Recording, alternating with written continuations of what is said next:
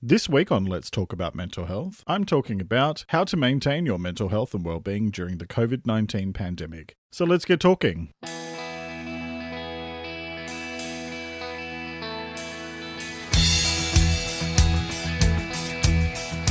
This is Let's Talk About Mental Health, a weekly podcast about mental health and well-being hosted by Jeremy Godwin. Let's talk about mental health. Because the more we talk about it, the easier it gets. Hello and welcome to episode 39 of Let's Talk About Mental Health, the weekly podcast about improving your mental health and well-being. I'm Jeremy Godwin. Thank you for joining me. This week I'm talking about coronavirus. I'll be talking about the impact of the ongoing COVID-19 pandemic on our mental health, and I'll be looking at things that you can do to build your resilience and improve your overall well-being. So let's talk. Well, I think it's fair to say that 2020 hasn't quite turned out like we planned, has it? With so much going on in the world, there is one topic that unites every single human being on this planet: coronavirus, or to give it its proper name, COVID-19. At the time of writing and recording this episode, nearly 19 million have been infected, more than 700,000 have lost their lives, economies are in tatters, unemployment has skyrocketed, many of us are going weeks and months without seeing our loved ones, and unfortunately, there is no quick fix in sight. As I mentioned at the end of last week's episode, I held off from doing an episode specifically about COVID and mental health because I know just how mentally exhausting all of this is, and I didn't want to add to it. However, we're now more than 5 months on from when the epidemic became a pandemic, and things went crazier than they already were. And I think for me, I've had enough time now to be able to consider what I can possibly say in this forum that would be useful rather than just commenting on what's going on. Regular listeners of this podcast will know that I make sure that every episode offers practical things that you can do to improve your mental health and well-being. And so even though I've mentioned COVID-19 a few times before, I'll be very honest and say that I needed some time to get my own head around everything, because it certainly has triggered off some major anxiety issues for me, as I'm sure it has for many of you. Now I feel a little better equipped to be able to talk about the subject in this podcast and hopefully provide you with some practical advice on getting through this history-making event with your mental health and well-being intact. A word of warning before we dive into this topic. You will no doubt know by now that I am fairly direct and blunt, and this topic will be no different. I will not sugarcoat things, nor will I hold back from calling bullshit on things that need to be called out. Let me be clear up front. COVID-19 is not a political issue. It is a human issue that has been hijacked by some for political purposes. So, if you don't agree with anything that I'm saying in today's podcast, be an adult, simply choose to stop listening and move on. Because if we're going to get through this, we need two main things: acceptance and cooperation. Acceptance means facing things as they are and accepting them in order to move forward with realistic optimism. In other words, having a positive mindset while also being realistic about things. Positivity will not magically cure everything, but if it's combined with a healthy dose of realism, then it will go a long way towards helping you to get through this pandemic. The other bit I mentioned was cooperation. This is not a crisis to be endured individually. This situation affects every single one of us on this planet, and so we need to work together to get through it. No finger pointing, no getting distracted by those who are putting their personal agendas ahead of the common good, no being weighed down by pessimism and despair. We will get through this. You will get through this, but it will take time, effort, and unity. The ongoing crisis is having a big effect on many people in terms of mental health, whether they care to admit it or not. And so that's why I make the point to say that both acceptance and cooperation are critical for each of us in terms of how we get through COVID-19. And with that in mind, let's talk about the impact this pandemic is having on mental health before we then get to the how-to section of today's episode. Do you know why you keep hearing words like unprecedented and uncertain times in the media? Because we've all been in absolute shock for the past few months, and nobody wants to be the one to say, these are confusing, terrifying, and really shitty times. So instead we come up with these more polished ways of saying that things have pretty much gone to hell. However, it's not all bad, and out of adversity comes opportunity. And so as horrible as the impacts have been for those who have suffered in terms of their health or losing their jobs, there is hope that something better can come out of this, and more on that later. Now, before I get to the positive part of being realistically positive about coronavirus, let's do the realistic part. In other words, the cold hard facts of what the pandemic has done to many of us in terms of mental health. The fact is that pretty much all of us have been impacted in some shape or form, and we are dealing with heightened levels of fear and worry, especially since the situation changes rapidly, and it's impossible to know what tomorrow might hold. That uncertainty is troubling for many, but even more so for the high risk and vulnerable, older people and those with underlying health conditions, etc. And all of that also has a flow-on effect to the loved ones who have someone in a nursing home, for example.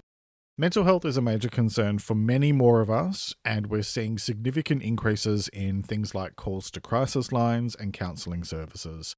To quote the World Health Organization, and I'll put a link to this article in the transcript, in public mental health terms, the main psychological impact to date is elevated rates of stress or anxiety. But as new measures and impacts are introduced, especially quarantine and its effects on many people's usual activities, routines, or livelihoods, levels of loneliness, depression, harmful alcohol and drug use, and self-harm or suicidal behaviour are also expected to rise. Then, of course, there are many other things to consider. The financial and emotional impacts for those who have lost their jobs, the constant fatigue many are experiencing thanks to the 24/7 non-stop news coverage of the pandemic, the short-term and long-term mental health impacts for frontline healthcare and essential workers, the ups and downs associated with adjusting to things being slowly reopened, whether or not it's completely safe to do so, and as we're seeing now in many countries or cities, then having to readjust to things being shut down again as new waves take hold, as well as, and let me quote the World Health Organization again from the same article, issues of service access and continuity for people with developing or existing mental health conditions are now also a major concern. And I bring all of this up because what all of this has in common is that many more people are now living with fear and long-term heightened anxiety, which can have serious effects on your physical and mental health. Let me quote from Healthline, again, link in the transcript for this particular article, but I'm going to read a paragraph that's relevant to what I'm talking about.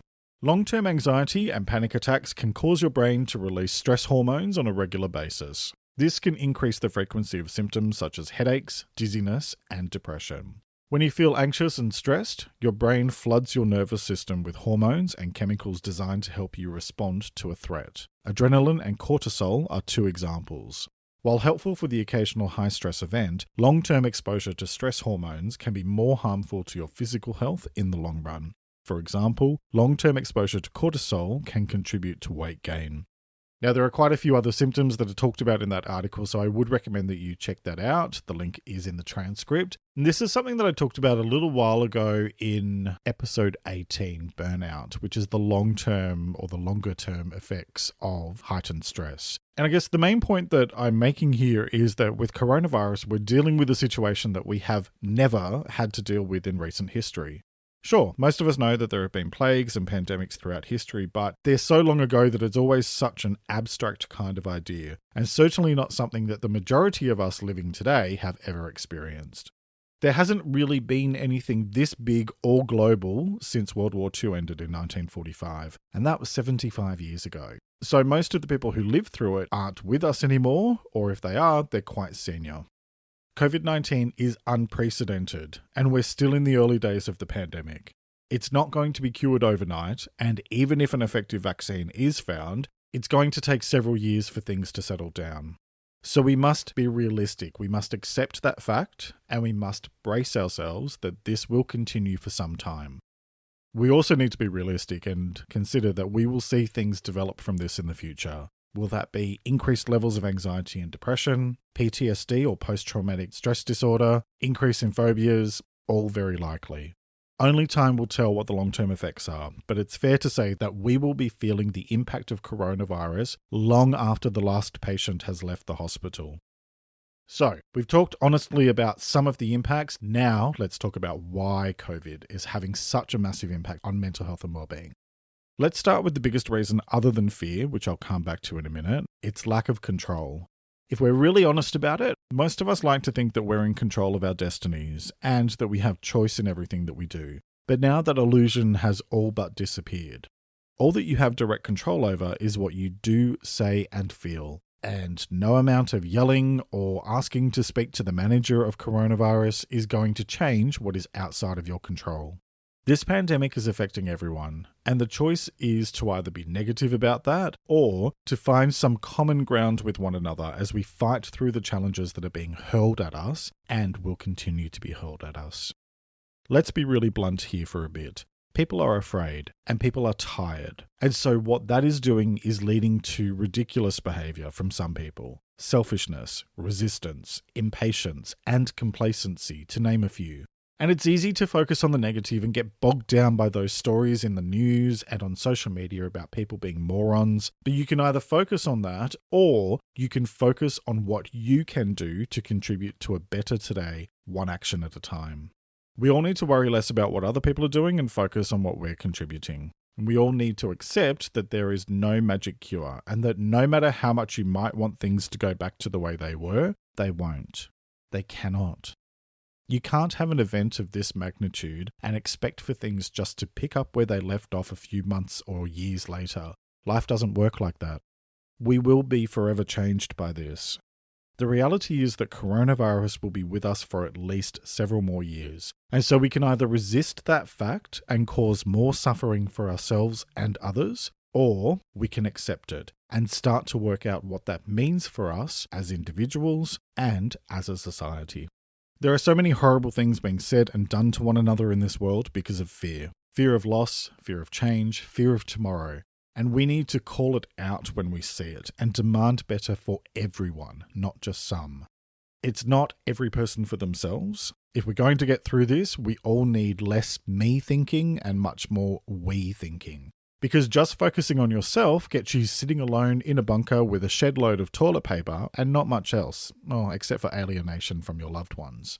Society breaks down when we don't work together, and we did not get to this point in our history without working together to make things better. Otherwise, we'd still be in the dark ages.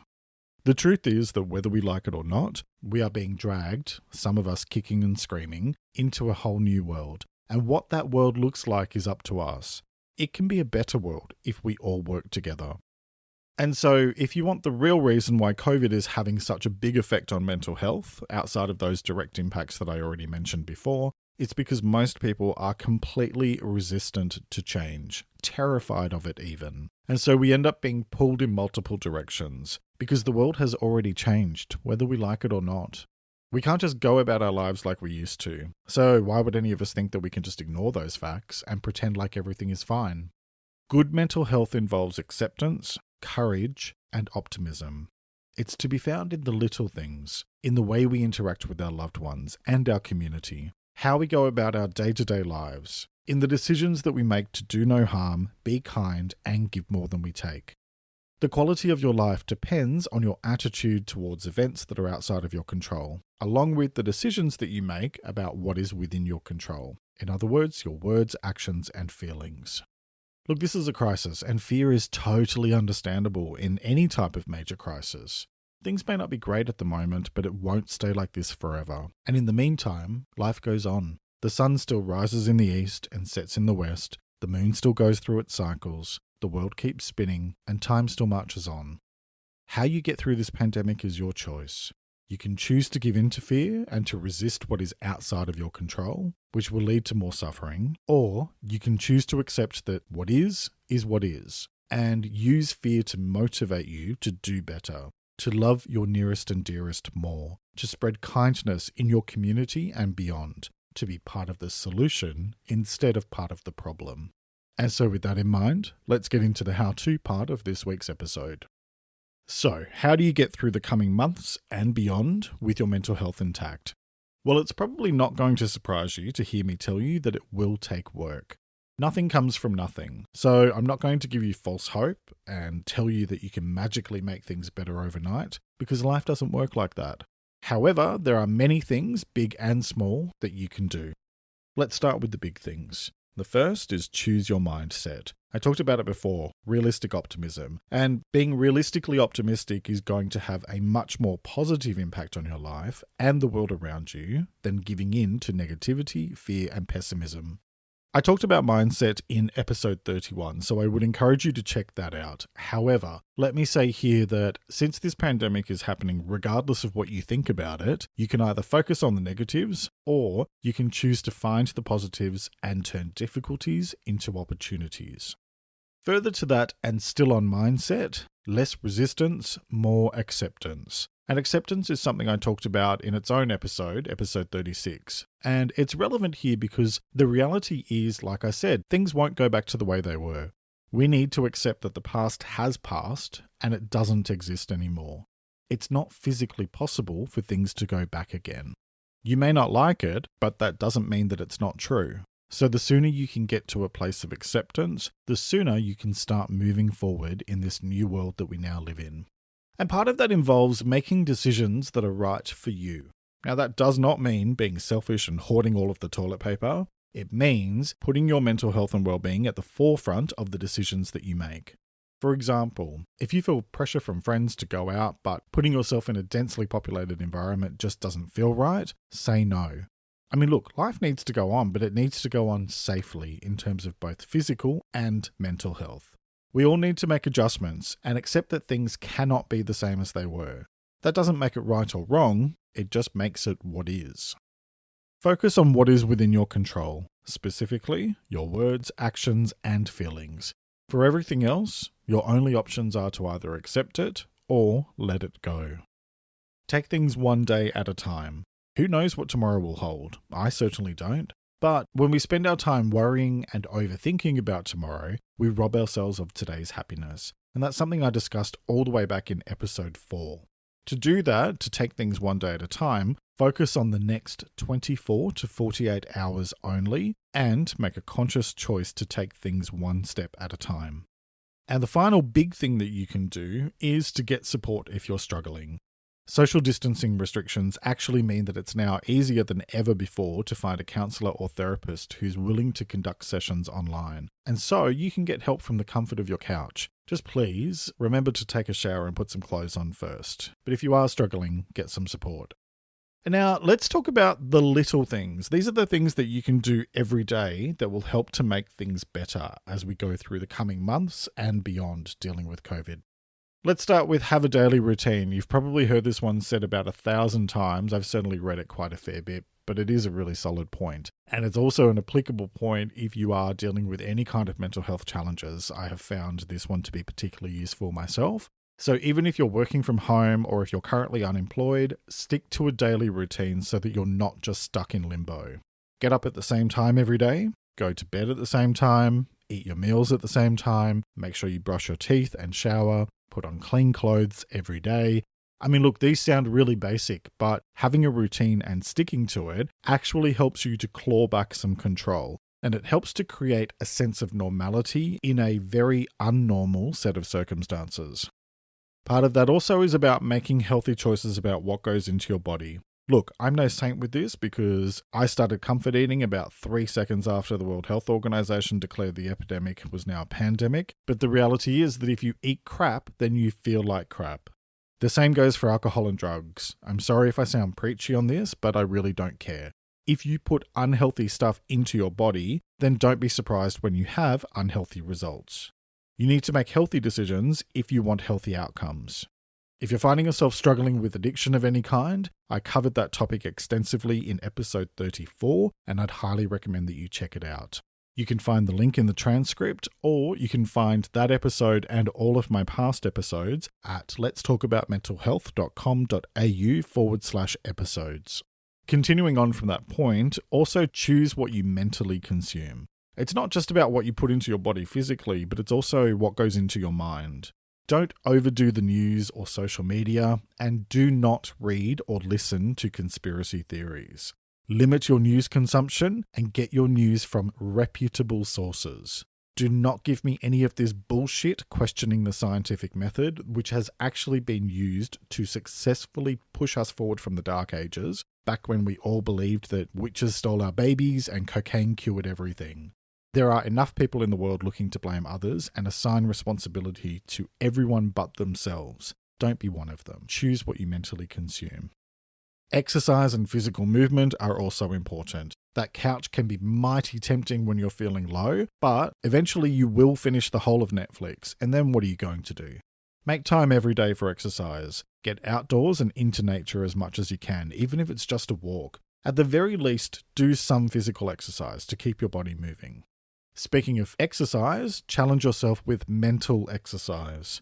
Read, write, paint, do puzzles, learn new things.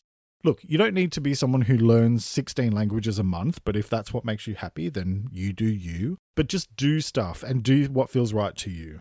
Also, focus on building your overall resilience. This is something that I covered in depth in episode 23, so I'd recommend that you check that out for specific advice.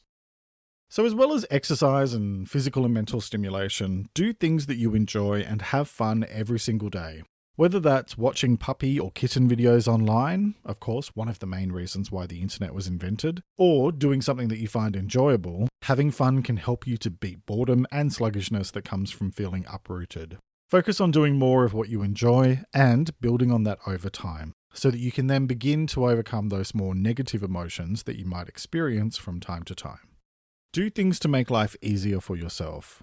Plan ahead and make life as easy as possible. For example, if you can do your groceries by online or click and collect, then do so. For me, with anxiety, that has been absolutely brilliant. However, I would encourage all of you to be prepared just in case those services are suspended again in your area. It did already happen in a lot of areas. It may happen again. You never know. Don't turn into a super hoarder, but just ensure that you have meals for at least a week in your house, and that will ease the pressure a little bit and give you a sense of comfort in terms of feeling prepared. But look, just find what works for you. Plan ahead, make your life as easy as possible. Connect with others. Just because you're at home or you're not going out that often doesn't mean that you have to miss out. We have the miracle of technology to help us. Thank goodness for social media and video calling. What the hell did people do in the olden days besides write a letter and then wait 3 months for a reply? Make time to connect with your friends and family on a regular basis. And also connect with your community. Remember the first month or so when everyone was coming together in the face of a common threat before the rot set in with some people? Let's do more of that. You are part of a society. Get out and connect with your community. Safely, of course, but at least have a chat with your neighbour across the fence. Do what is within your control. So things like social distancing. Wear a mask when you're unable to practice social distancing. Wash your hands regularly. Cover your mouth when you cough or sneeze. It's not just about you, it's also about the more vulnerable people in our society. Do not buy into this nonsense being spouted about masks being political statements or that the government is using this pandemic to try to control us. It's a virus, and viruses don't give a shit about crackpot theories. They just get on with their job, which is infecting people. We're being asked to do these things for our own protection as well as those we love and the broader community. And it's about time we all started focusing a lot more on we and a bit less on me. We absolutely deserve our individual rights to freedom, but we're also part of a society, so there has to be balance in all things. My next point is a regular one for this program: practice gratitude. So focus daily on the things that you appreciate in your life and challenge yourself to find new things to be grateful for. Why? Because gratitude has been found to have a positive effect on mental health and well-being, and it's a topic that I'll be discussing in a few weeks' time, so keep an eye out for that. And finally, talk about it. Talk with friends, family, neighbours. Remember, we're all in this together. If you're feeling some type of way about what's going on, chances are so are the people in your life and in your community. So connect with one another and help one another.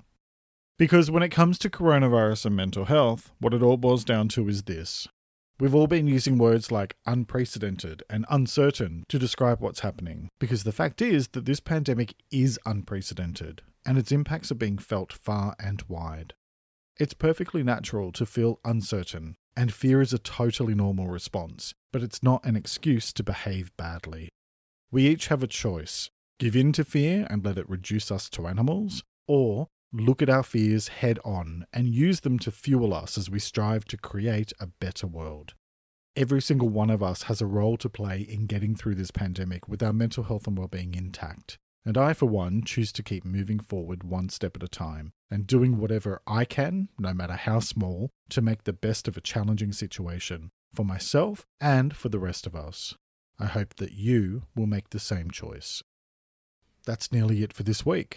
Each episode, I like to share a quote about the week's topic and encourage you to take a few moments to reflect on it and consider what it means to you. This week's quote is by an unknown author, and it is, "We learn from experiences, both good and bad, and with that knowledge comes change and growth." Let me repeat that. We learn from experiences, both good and bad, and with that knowledge comes change and growth. All right, that's nearly it for this week. Next week, I'll be talking about strength. I'll be discussing what mental strength is, how it's different from resilience, and how to build greater strength for the sake of your mental health and well-being. I hope you'll join me for that episode, which will be released on Monday morning in Australia and New Zealand, Sunday evening in the UK, Ireland, and Europe, and Sunday afternoon in the US and Canada. You can find past episodes and additional content at the website, which is letstalkaboutmentalhealth.com.au. That's letstalkaboutmentalhealth.com.au. You can find Let's Talk About Mental Health on Instagram, Facebook, and Pinterest at LTA Mental Health. That's at LTA Mental Health. If you enjoyed this episode, please take a moment to leave a 5-star review on your podcast platform of choice and tell someone that you know about the show, because word of mouth really helps new people to discover the program. Just quickly before I do finish today, Let's Talk About Mental Health has recently gone above 50,000 downloads worldwide, which is absolutely phenomenal, and it actually is now sitting in the top 20% of podcasts worldwide. Thank you so much for your ongoing support. It means the absolute world to me to be able to continue doing what I love doing, and I look forward to many, many more episodes. Thank you very much for joining me today. Look after yourself and make a conscious effort to share positivity and kindness out into the world, because you get back what you put out. Take care and talk to you next time.